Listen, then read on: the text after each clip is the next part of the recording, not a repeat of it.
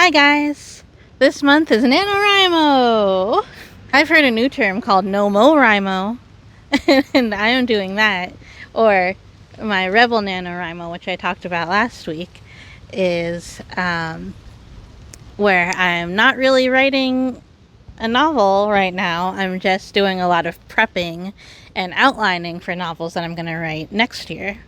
And I thought that instead of making myself write 1,667 words a day, I will put up a little video about my steps to doing my outlining and my Rebel NaNoWriMo. And hopefully you want to see me do that. So tune in tomorrow for step 1. Bye! Hi guys, so I did my intro video, but it ended up being really short, so I'm gonna share a little bit more like what I have been sharing recently, and that's my library haul, so the things that I get for free from the library. So every day, or every week, I get to go to the library. I try to get the crossword puzzle that they have for free out, and that is the one from the New York Times magazine. So that's the Sunday crossword puzzle. And then I got 2 coloring pages that I was really happy to get. So they had all new coloring pages out, a whole bunch. And this one was the autumnal equinox. It has this fox and like a pumpkin and an apple and some mushrooms, some trees and an acorn and the moon and stars. Love that. And the fox, I think it would go really well with like my forest animal journals that I'm going to be making soon. And then there's this one. Oh, I didn't say the name of this. This was Working the Night Shift. Is the crossword that was this week.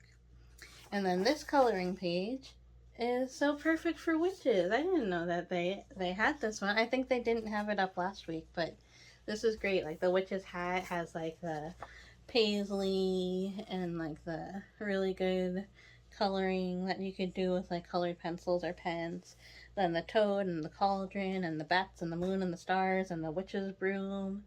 And then the spider webs around the edges. That's so great. And so I'm going to put those in and slip those into some of the witchy journals that I've made already. Then there were some books in the free book place that I like to go to, the free bookshelf. And they had some really great art books, but art books are always so heavy. And like I walk from the library, so I don't always have the capacity to bring those. So I looked through a couple and tried to see if they were like, if they sparked enough interest in me that I would put the energy forth to carry it back. And they were great. Like there were some that were like nature books about nature photography books about the Rockies and about like the West. And I liked those a lot. They had like some really cool like skulls. Then there was one art book that I almost got, but I wasn't 100%. It was called The Art of Arousal, and it was actually about art, not the art of arousal. And it was about like, you know, nude sculptures, nude paintings. And I thought that like, well, that might be a really interesting niche kind of journal, but I decided to pass on that too. So I was like, okay, no free books this time. Yeah, I did my work, and then before I left, I was like, I'm gonna stop by the shelf one more time.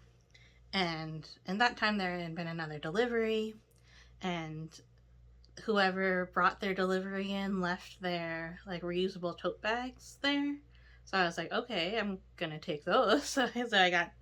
So I scored 2 reusable totes, and then I got a real little book, like really little, because I was able to expend the energy on this. So this is the Pocket Genius Ocean. Even if my journals are really fantastical, they're about mermaids and like underwater and like underwater fantasies and stuff, I will still put my pages like this in, so I was really happy to find that.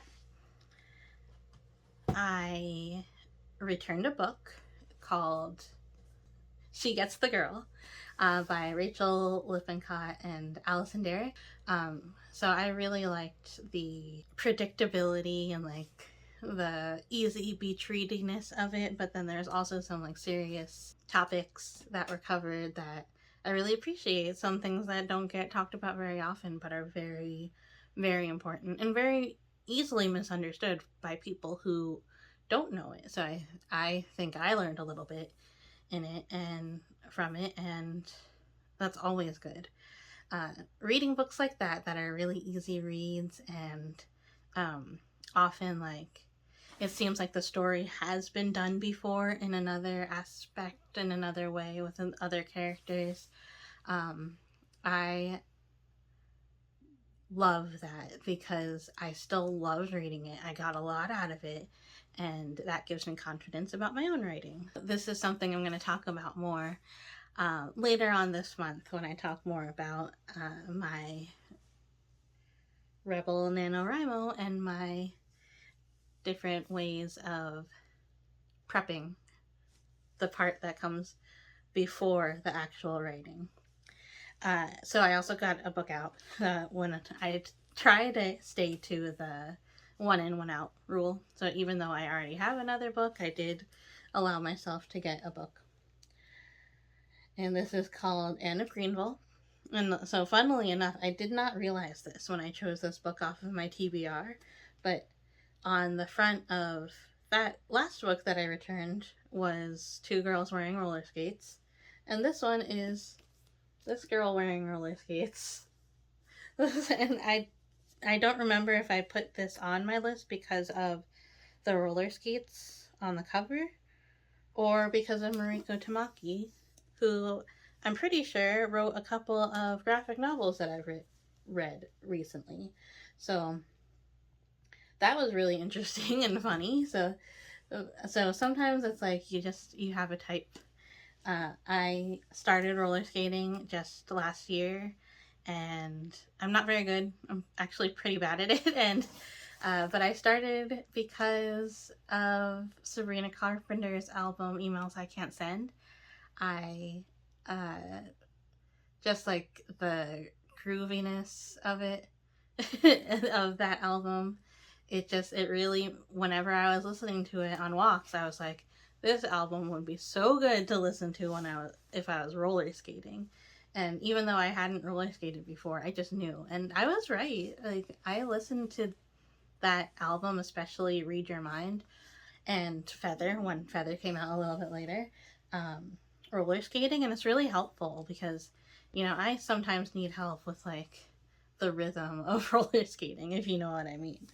Um, yeah, and then this is like a retelling of Anne of Green Gables, which I can't remember if I read as a child or not, but I am super excited. I think this cover art is amazing. I love this. Yeah, I hope you are interested in hearing more of what I have to say about prepping for writing, because right now the timing is just not right for me to sit down every single day and write 1,667 words and like then end up with a novel, because my brain is just not in the right place for it. So I think instead of that, I will continue to do my prepping, and then I will share with you some of the steps that I take in order to get to a place where I am ready to start writing. I have lots of prepping that I want to do. I'm very excited. It's on the calendar, so I'm going to do it. And then I have these steps that I do.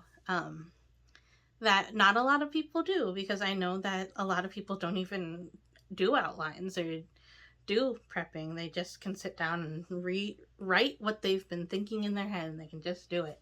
And with success, I imagine. But this is how I like to do it. And I want to share how I like to do it, because there might be someone out there who can really benefit from the way that I do it. And I actually also hope to really benefit from it myself because I'm still learning. So if you like this video or if you're interested in more, please give me a thumbs up. That not only makes me feel good about what I'm doing, but it also tells YouTube that there are people out there who like to hear this kind of content. So thumbs up, subscribe for more videos from me, and I will see you next time. Bye!